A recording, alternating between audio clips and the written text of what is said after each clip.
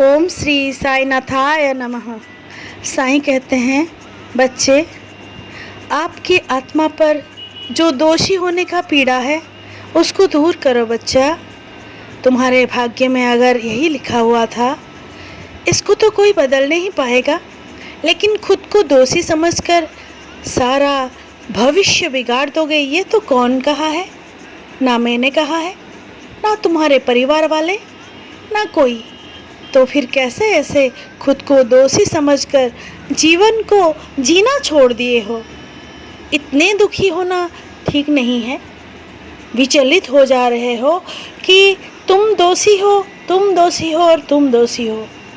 माना तुम दोषी हो, लेकिन ये थोड़ी ही है कि दोष करने के बाद उसको ठीक किया नहीं जा सकता।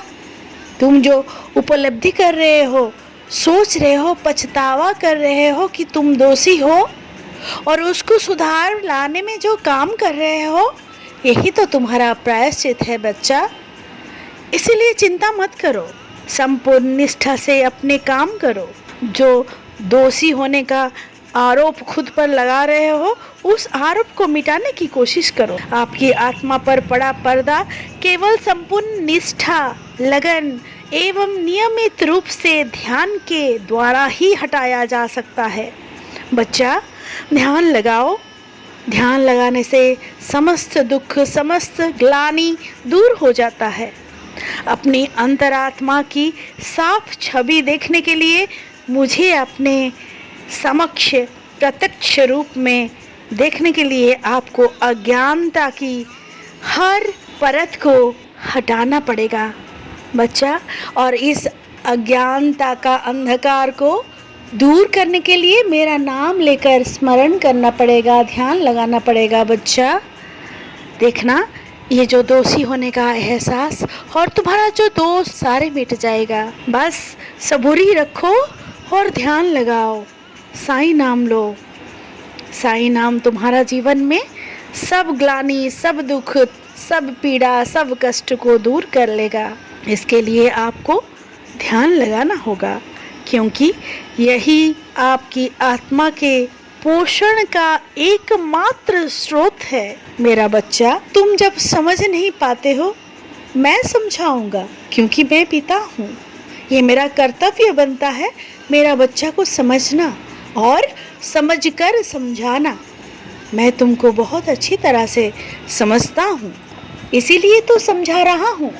तुम जिंदगी में जब भी लड़खड़ाओगे, मैं पास खड़ा रहूँगा तुमको संभालने के लिए। मेरा बच्चा, जिंदगी में आगे बढ़ने के लिए जब दोष करते हो, उस दोष से सीखो, उस गलती को दोबारा मत करो।